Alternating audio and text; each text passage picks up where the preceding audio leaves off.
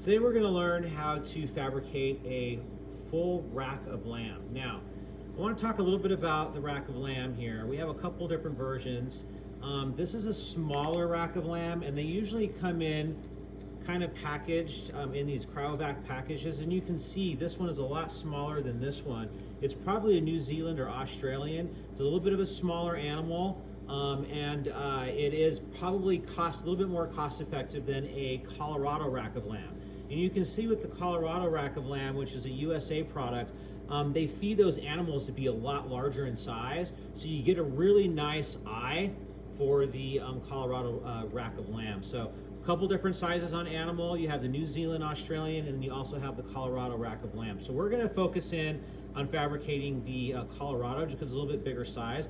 But I did want to point out that there are other smaller sizes of rack of lamb as well. All right, so I'm going to move this off to the side. We're going to focus in on this guy. So we'll flip him over. I've already taken him out of the package, and I kind of wiped him down a little bit with some paper towel just to kind of remove some of the excess moisture and any of the excess grime that may actually be on the rack of lamb. And as you can see, this rack of lamb, if we look at it from this side here, this whole section here is called a fat cap. And we want to remove this fat cap to get to that loin, and our loin is located right here. Now you can see a little bit of the shoulder blade right here, and that bone is still attached just a tiny bit, and that's where the shoulder blade bone is. Then you have your loin, and we have this beautiful fat cap that comes across. Now this fat cap is not waste. Once we remove the fat cap, we can utilize some of the meat in here, and we can use it for grinding up to make burgers, or we use it for trim or for other applications. And usually chefs will trim out some of the extra fat cap to keep some of this excess meat, but the main part is to get this beautiful rack of the beautiful loin, right? And the idea here is, as you can see, we have all the rib bones that are still connected to the loin, and we want to be able to expose those rib bones for a beautiful presentation. So you guys are going to learn how to do this in a very professional manner. So the first step I like to do is, once I've identified and located where my loin is, I know where that shoulder bone is and the fat cap is. If I pull it over this way and turn it to the side here, I'm doing it your direction, as you can see, this fat cap where the shoulder bone is, I can take my fingers and I can just take my fingers and peel off this fat back. So you'll have a natural fat seam here that comes off really, really easily. Now, I'm peeling the loin back just a little bit, and I'm using my finger to kind of get down to the bottom part of where the bones are. And so I want to be really careful once I pull that meat down just a little bit like so, and you can see I'm taking the loin and I'm just kind of pulling it back from this fat cap. Once you pull that loin back as far as you can, and you can rub your fingers all the way through the bottom here, you'll get to a point where you'll feel where the rib bones lay. And so what we want to do at this stage, once we have it at this stage here like this, I'm going to be very, very careful. And I'm going to come in with my knife.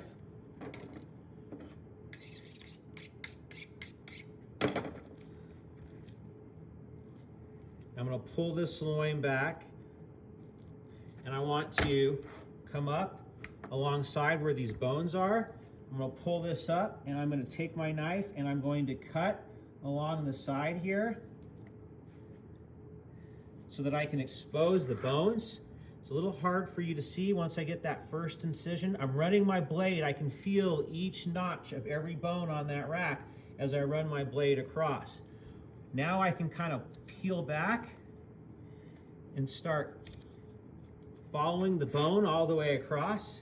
This guy's got a really, really big fat flap here, so it can be a little challenging. Now, once I start running my bone, make sure I'm putting a lot of pressure on this, but I'm pointing it at an angle so that I'm cutting along the side of that bone. I want to stay along the rack bone all the way across with my knife pointing at an angle, applying a little bit of pressure. And once I get to that stage, as you can see, I'm going to remove this whole cap where I've actually exposed each and every single bone on the rack right here by running my knife all the way across. This little piece here, I like to leave a little bit of fat right in here just because it provides flavor during the cooking process, but you can see my loin is still attached to my rack. So we're trying to expose those bones. So here's that flap again that we can use for something else. So I'm going to push this off to the side. Now that I've taken off that fat cap, and I expose these bones. The next stage here is I like to just trim, come back in. I want to create a straighter line. I'm going to come in and just give myself an opportunity to make sure that I'm happy with this little bit of fat along here. Some chefs like to remove that entire fat off and go a little bit closer. I like to leave it in just because it gives a little bit of flavor during the cooking process. Now, what we want to do is we want to mark where we want to cut our bones and how long we want our bones to be for presentation. So once we do that, I'm going to come in here, and I usually like to expose about 3/4 of the bone. So I'm just going to take a look, and I'm going to mark right here on my loin. Now you can see, once you put on, you can see how these bones bend here a little bit, and it curves down just a little bit in this direction. Then it starts to flatten off here. So if I'm going to do 3/4 of a bone exposed, I'm going to make a mark here. I'm going to be pretty happy about that mark, I think right here. And I'm going to make another mark probably about right here. And at this point, I'm just going to connect the dots, and I'm going to take my knife with a little bit of pressure, and I'm going to come across like so until I've cut through down to the bone, that membrane, on each one of those bone racks. Same process this way. I'm going to flip it over. Once I see where that mark is, I can follow that same line, and I'm going to come through, and I'm going to expose and hit the bones just a little bit. Now I'm going to flip it back over, and I want to come in with my knife, and I'm going to just go ahead and make these incision marks on the inside. You see where those marks are? I'm going to keep my knife. I just want to cut through each individual bone here a little bit.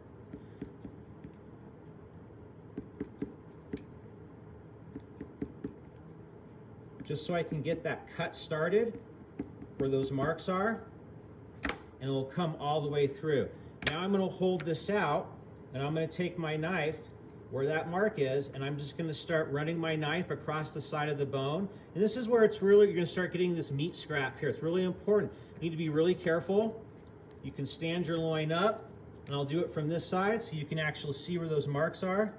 I can stand my loin up. I'm going to start over here. I know I started from this side, but I'm going to come in, find that mark, and I'm going to start taking my knife. And it's really important that your knife is really sharp. And you're going to come through and start working down to that section, come across, and right back up the side of the bone. And we're going to remove all that meat. Now, this is just takes a little bit of patience and practice. You're going to come in, pull up this one here on this side. And I'm doing this backwards so you guys can see. Normally you would have this centered towards you so you can see where those initial cuts are, where your marks are, so you don't go past that point, because we want all the bones to look nice and even. And I'm going to come up like so. And again, it's just a little bit of patience here. Right along the side of the bone on each side to remove the meat.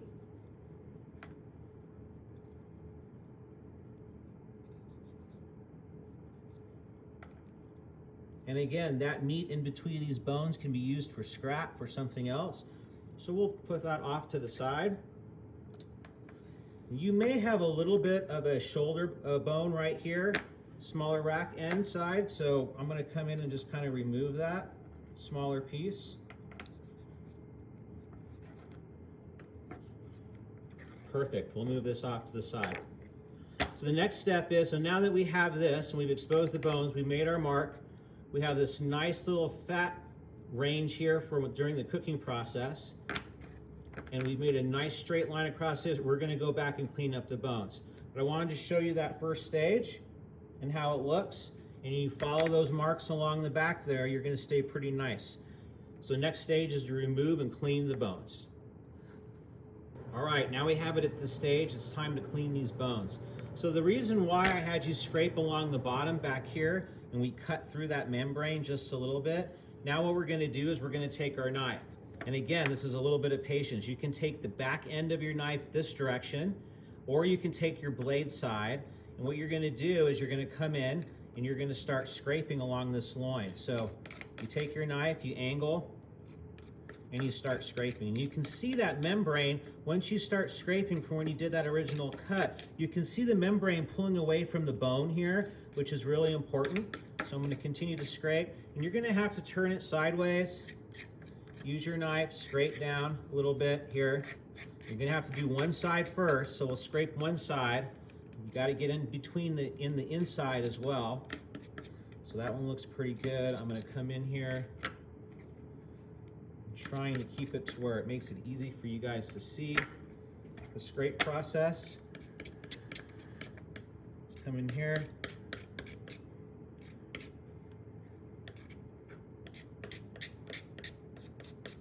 Looking good on that one. We'll come down. You can see again as I can easily scrape that membrane off the bone. And the reason we want to get these bones really clean is because remember, when we're cooking these, if your bone is not clean and it has a lot of this membrane on it, what's going to happen is it's going to get black and dark and not have a very nice appearance presentation-wise. You'll have a black bone on the plate and it's not going to look really, really nice.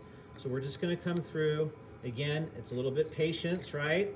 Patience in making sure that we scrape those bones really well. Now that I got the front scraped up pretty good, you guys got to come in and do your sides. Then we'll flip it around. And we'll do the other side. And then I'll show you a really cool trick to get all those little small pieces of membrane off once we scrape the majority of the membrane off the bone here.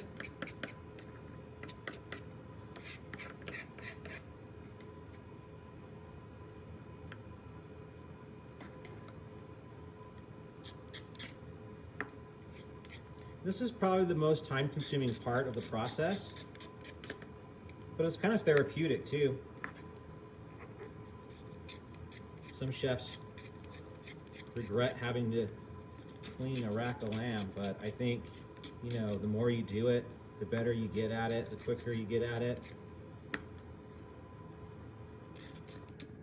Almost there. I got my last two on the sides.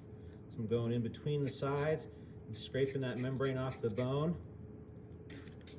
The last one.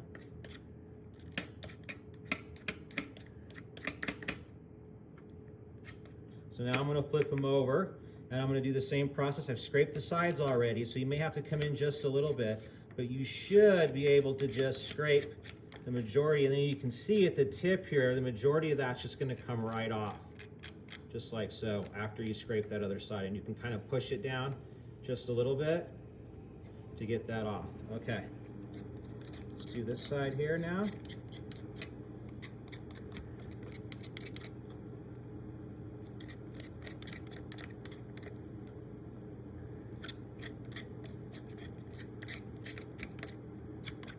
Again, a little bit of patience.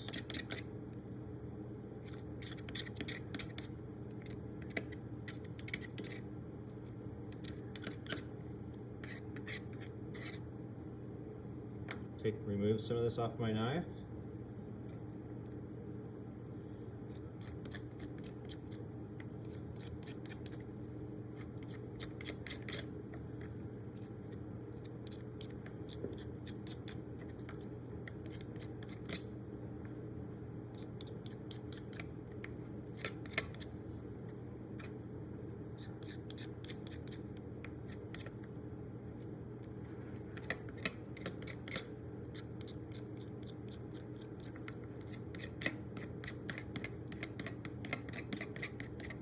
All right, so now that I got it mostly scraped off here, some of the membranes on, I'm going to show you the next stage, which is a real quick trick, and I'm going to clean up here and we'll get to that next stage.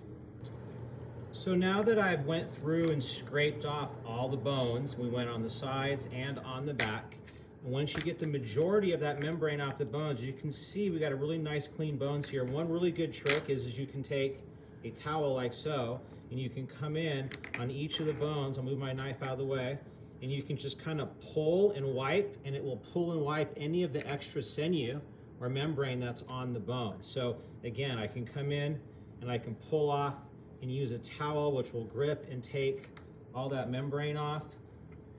And of course, you have to do a pretty good job in the beginning to get the majority of it off, and then we're just gonna come in and kind of clean up the bones just a little bit more using a towel.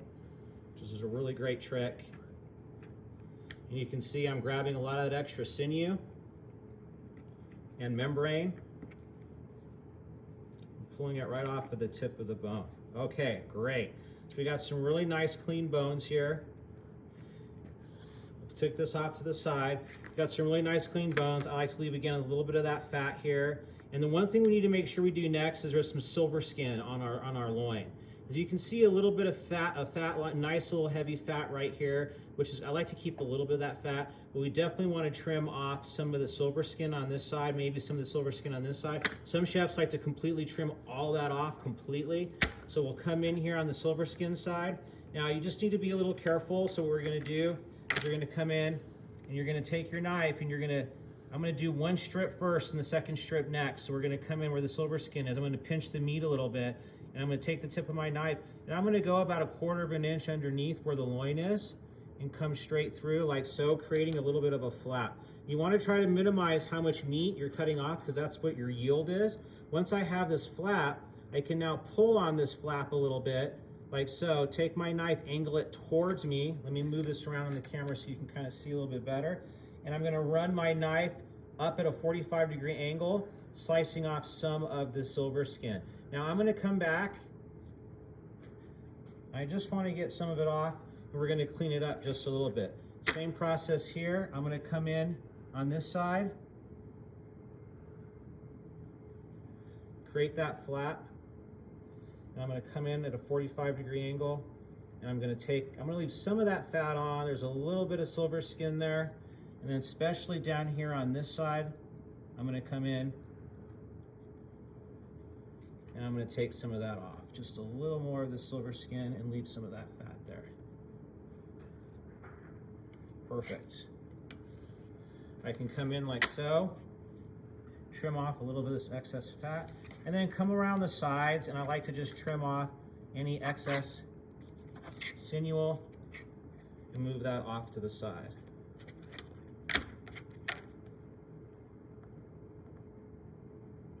Take a little bit of the silver skin off. Perfect. And just a tiny bit on this side here. I want to trim that up just a little bit. Excellent. So that looks really nice. This is going to provide a little bit of flavor here. There's a little bit of silver skin, but we don't want to go too far. You'll wind up separating those two pieces of muscle. Then you just want to check your back end and feel along your back end here. You may have a little bit of the cartilage and bone, so it's really important that we come back and we trim off a little bit of that cartilage that may be on the back end of your loin here. And that gets removed really nice. All right, perfect. So at this stage, we have it trimmed up. It's looking really good. We move our trim off to the side. Now we're going to cut chops. And what I like to do when I cut my chops is I like to set my rack up and look at how many bones that I have. I want to kind of get a judge and an idea of what side of the bone I want to go along. Usually you cut along one side of the bone, but you keep it consistent all the way across. Some chefs will do a half a rack of lamb and they'll cut it right down the center where you're going to get the equal amount of bones on each side, which is really important. And then they will roast a whole rack of lamb, or you can cut individual chops. So what we're going to do is, let me go ahead and let's cut some individual chops here. So I'm looking at this and I'm seeing, I want to go along the heavier side. So on the bone side here, I'm going to go along this side, on this side of the bone. So I'm going to come in, I'm going to make sure my chop is nice and squared up. And then I'm going to come in on the side here with my knife on the side of that bone, and I'm going to come straight down and make an even cut all the way across and get my one chop like this. Now, same process is I want to go along the same side of the bone, so we're staying consistent all the way across. So I'm going to come in, my knife, one equal stroke down, and cut through and make my second chop. Same process here. I'm going to go and I'm going to cut here along this side of the bone, and I'm going to make another chop. So you can cut individual chops like so, or you can also just leave a half a rack and roast a half a rack and then carve it to order before you plate it up on the plate.